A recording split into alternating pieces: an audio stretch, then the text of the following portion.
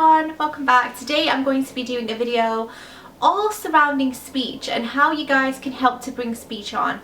That might sound like quite a bizarre topic, especially for my channel, which is predominantly beauty, style, that kind of thing. But if you watch all of my videos, then you'll know that my son Harrison is autistic. So sometimes from time to time I update on how we're doing, hints and tips, sharing our journey through diagnosis to where we are now. And I've always thought that you guys have really enjoyed those videos and found them quite useful. So I kind of wanted to do them a little bit more regularly than I have been doing, which is like one a year. So this video is going to be all about how we have brought Harrison's speech on from basically being a non-verbal child up to the age of 4 to now where he's pretty much speaking. I mean, the pronunciation is not quite there, but you can have a conversation with him, which is absolutely incredible and so much more than we ever hoped for as parents. As I mentioned, if you've watched my other previous videos of our journey and that kind of thing, which I will link down below if you've not seen them. And don't worry, if you haven't seen those videos, this is still completely relevant, but if you want to be up to speed with where we are and where we were, just so you can appreciate the improvements, then I will link that playlist down below. But yeah, I mean, Harrison was completely pretty much non-verbal apart from grunting and that kind of thing up until about 4 years old. So I absolutely swear by every single tip that I'm going to recommend to you today, and it's going to be 5 tips on how to bring speech on and how to assist speech. Now, this is not just relevant if you have an autistic child, this is relevant for anybody that is dealing with someone whose speech is lacking or behavioural issues that they may have. They might just be a late developer. Anything surrounding a delay in speech, I think that you guys will find these tips helpful. So I'm going to stop rambling. I'm going to link anything that's relevant down below, books, that kind of thing. So please check out the description box later on. But yes, I'm just going to get started with tip number 1, which is never stop introducing your child to speech. It can be quite hard when you have a child or you're dealing with someone who's non-verbal, because you can kind of think, well, they're not responding to me. Is there really a point in me constantly engaging them into speech when it's not getting me anywhere? Am I just bombarding them too much?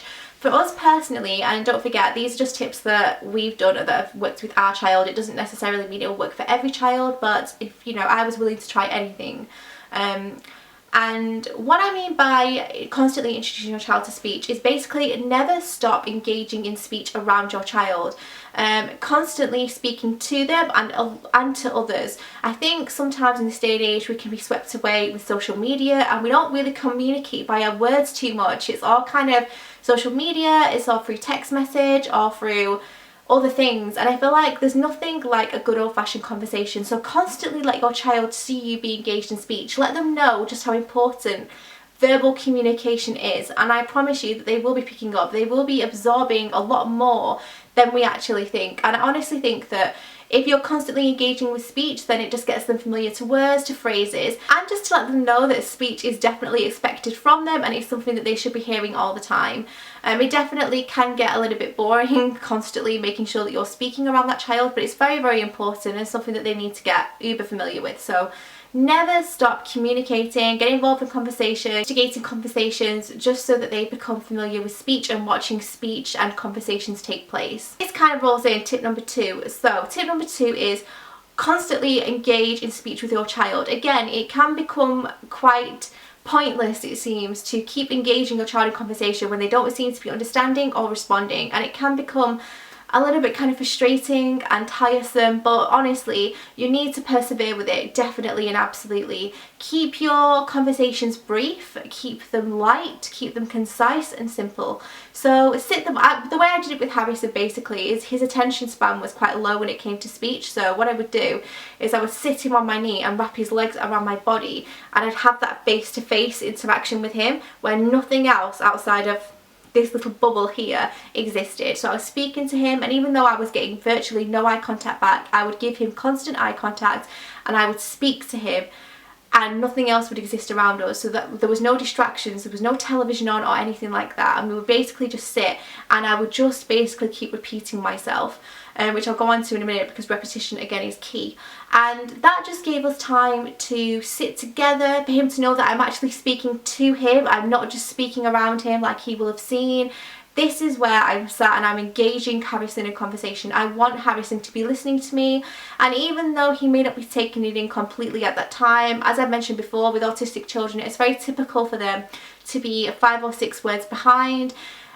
we kind of take for granted the fact that as I'm speaking right now, you're literally understanding the words as they come out of my mouth, whereas an autistic child might be a few words behind.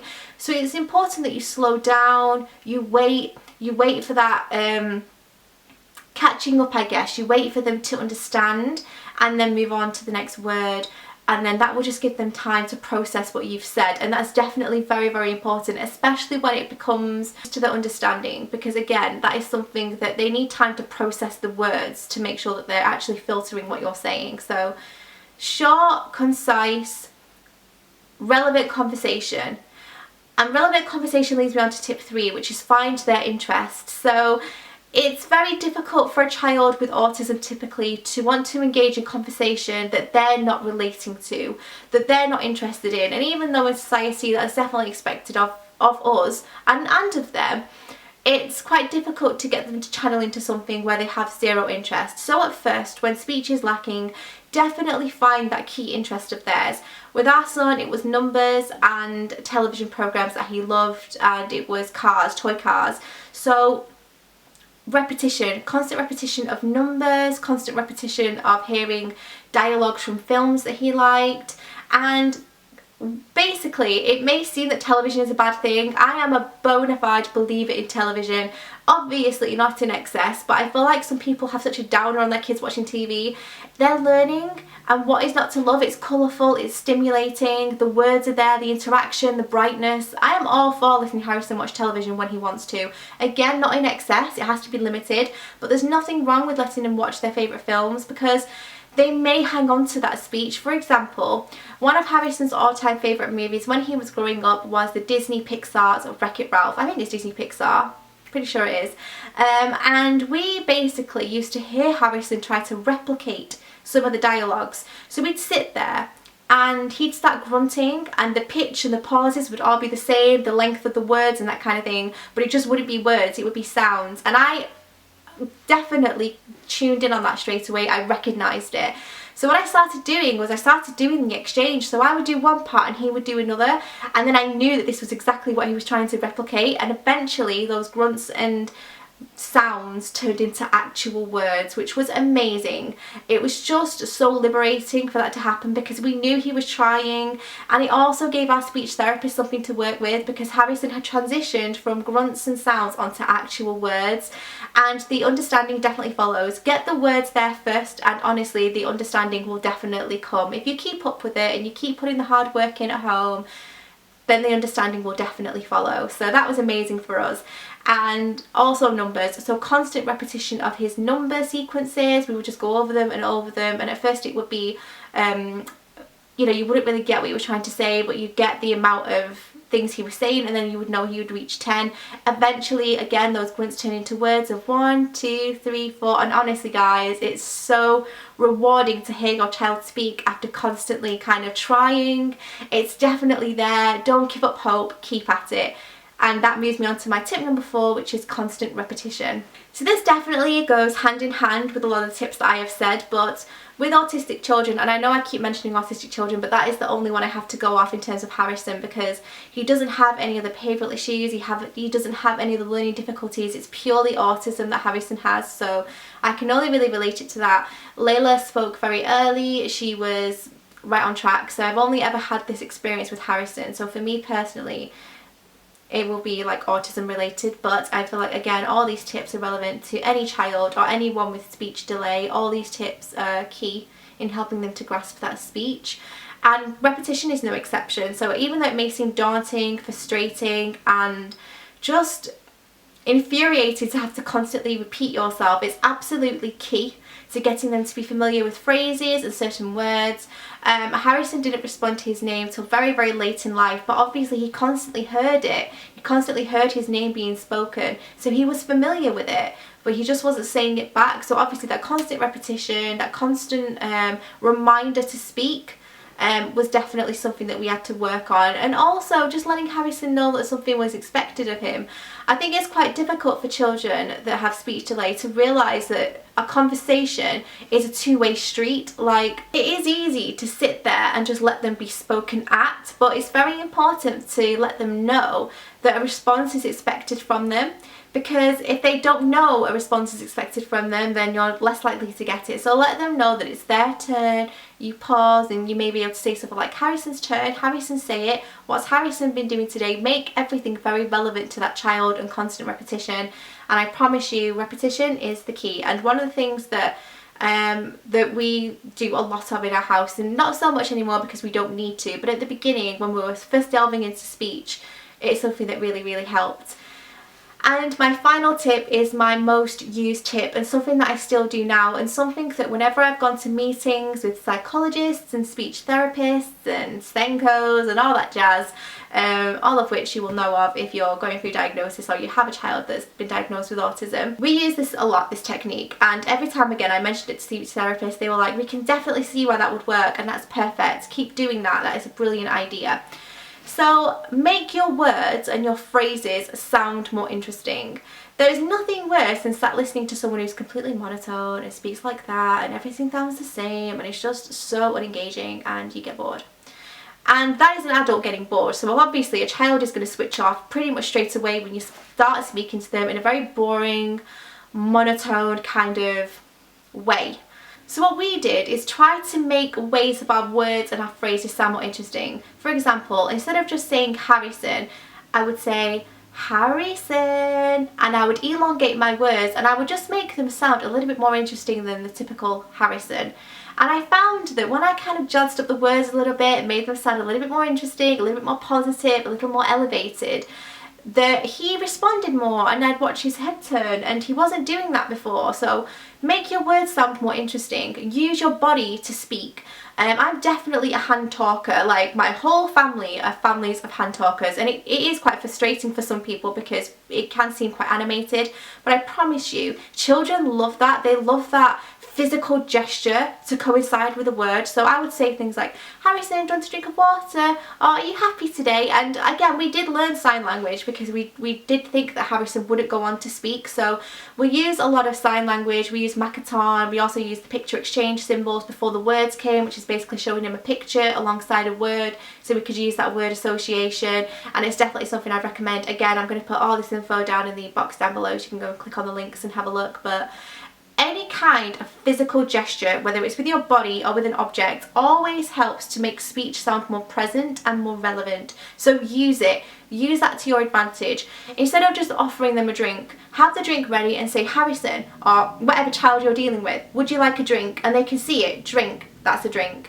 Or let's get your coat on. Instead of just having your coat, instead of just saying the word, have the coat there ready and say, Harrison, it's time to put your coat on. So they associate that word with that object. And it's, again, it's such simple tips, and I'm sure it's what a lot of you do already, but when you think about it and when you do it consistently and constantly, it becomes more of a thing. It becomes something that is just normal to them, and it's something that they will pick up on very quickly. It may take some children longer than others, and for Harrison it took years, but with perseverance and hard work, it does pay off. It absolutely pays off, and it's just amazing. So make your words sound more interesting, sing your words out, do a lot of singing, a lot of dancing. I honestly sometimes feel like I work on a television show. I'm constantly dancing, I'm constantly doing weird hand gestures, and I'm constantly kind of just trying to make myself seem more interesting to Harrison, just so he'll kind of cling on to what I'm saying and want to join in. And he definitely does do that. He learns so much through song, through stories, repetition. It's just unbelievable. So all of those 5 tips today, I honestly feel like will definitely help you so much. Another thing that a bonus tip if you like, is constantly read to your child. Constantly have story time. At least once a day for half an hour, sit down and tell them a few stories.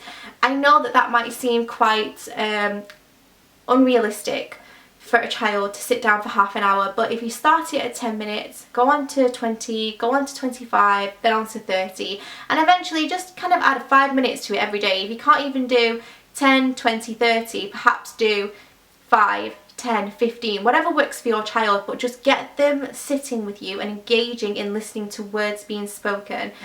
I mean, right now we're just so proud because Harrison's reading is actually of a 10 to 11 year olds, which is incredible. And his speech is obviously still lacking. The pronunciation, you have to listen to Harrison to understand him, but it just gives the speech therapist something to work with. And again, now I can ask him about his day, what he's had for his lunch, if he's feeling happy or sad, and I'm getting that conversation that I have craved for years, and I'm so appreciative of it. I will never ever take it for granted, and it's just incredible. So honestly guys, put these tips into effect immediately and you will start to see a difference.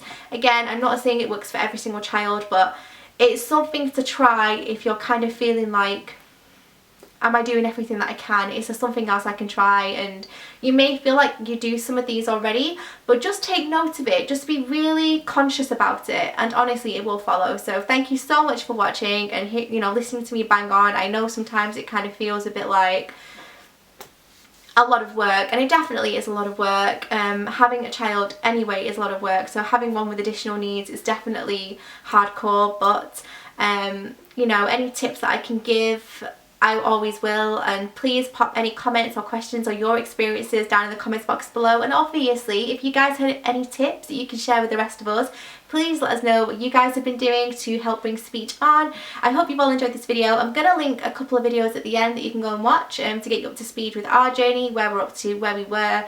If you do watch them, you'll see just how much of a dramatic improvement Harrison has made. And again, I feel like it's down to a lot of the tips that I've shared with you guys today. So thank you so much for watching. Don't forget to give this video a like if you enjoyed it, and of course if you are new to my channel, hi, I hope you decide to stick around and subscribe for beauty, lifestyle, parenting, all that jazz, and I will see you in my next one. Also, before I go, please comment down below with what other videos you would like to see, or if you would like to see me talk about any of these specific tips in more detail, because I know that I've kind of brushed over each one quite vaguely. But if there is something that you would like me to go into more in depth, please comment down below and let me know. I will see you in my next one. Bye!